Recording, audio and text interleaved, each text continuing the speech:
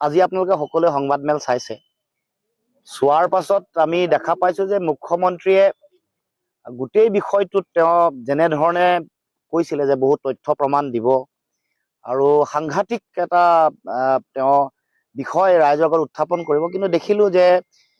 মুখ্যমন্ত্ৰীয়ে গোটেই বিষয়টো এতিয়া কেন্দ্ৰীয় চৰকাৰলৈ ঠেলিব লগা এটা পৰিৱেশ এটা সৃষ্টি হৈছে আৰু আগৰ পৰাই কৈছিলো যে এইটো বিষয় তেওঁ ইচ্ছাকৃতভাৱে এই বিষয়ত তেওঁ মানুহৰ মাজত এটা বিভ্ৰান্তিকৰ পৰিৱেশ সৃষ্টি কৰিবৰ কাৰণে বহু দিনৰ পৰা তেওঁ চেষ্টা অব্যাহত ৰাখিছে আৰু এই গোটেই বিষয়টোত আচলতে একো যে নাছিলে তেওঁৰ অতি ঘনিষ্ঠ মন্ত্ৰীগৰাকীৰ মিছা এটা বাৰ্তাৰ পাছতেই এই গোটেই বিষয়টোৰ যোগেদি মানুহৰ মাজত এটা পৰিৱেশ সৃষ্টি কৰিবলৈ তেওঁ প্ৰথমৰ পৰা চেষ্টা কৰি আহিছিল তেওঁৰ সেইগৰাকী কেন্দ্ৰীয় যিগৰাকী মন্ত্ৰী তেওঁ দিয়া মিছা তথ্য যোগান ধৰাৰ পিছত দেখা পালে যে গোটেই বিষয়টোত একো নাই কাৰণ এনেকুৱা ধৰণৰ বিষয় থাকিলে কেন্দ্ৰীয় চৰকাৰ সকলো ধৰণৰ তেওঁলোকৰ ইণ্টেলিজেন্স কেন্দ্ৰীয়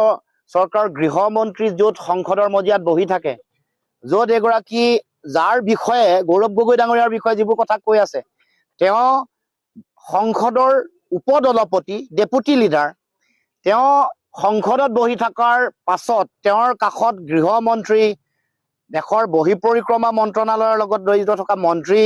বা সকলো ধৰণৰ ইণ্টেলিজেন্স ইয়াৰ লগত জড়িত হৈ থকাৰ পাছতো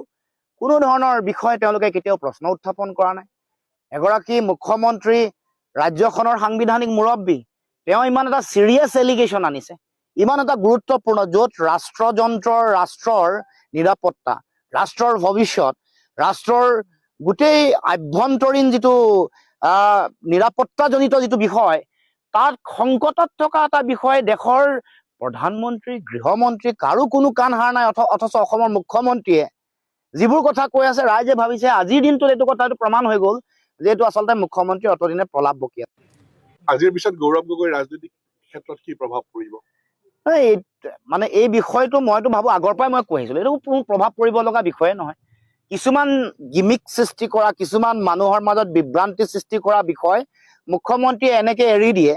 এৰি চাই যে জনতাৰ মানে ক্ৰিয়া প্ৰতিক্ৰিয়া কি আছে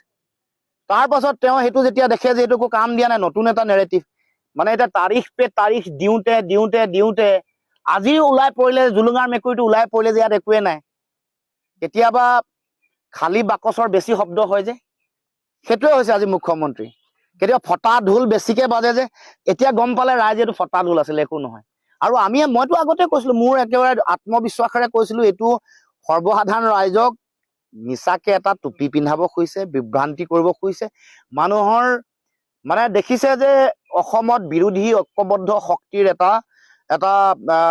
শক্তিশালী এটা যাত্ৰা আৰম্ভ হৈছে গতিকে ইয়াৰ লগত জড়িত হৈ থকা যিসকল নেতা যিসকল ব্যক্তি আছে তেওঁলোকৰ যিমান পাৰি